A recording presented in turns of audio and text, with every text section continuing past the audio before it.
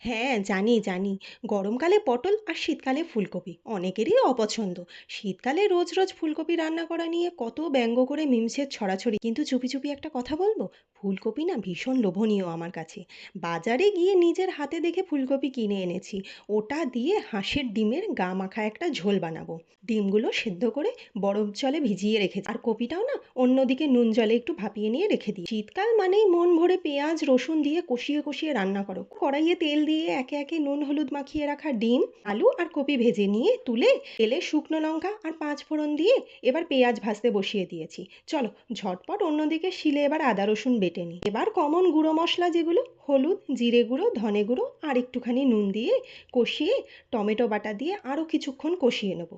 তেল ছেড়ে এলে সব কিছু দিয়ে কয়েকটা কাঁচা লঙ্কা আর একটু গরম জল। ধরো তুমি বাজার থেকে মনে করে ধনেপাতা কিনে এনেছো সবজির সাথে, তাহলে জানবে তুমি হচ্ছ যথার্থ ভোজন রসিক।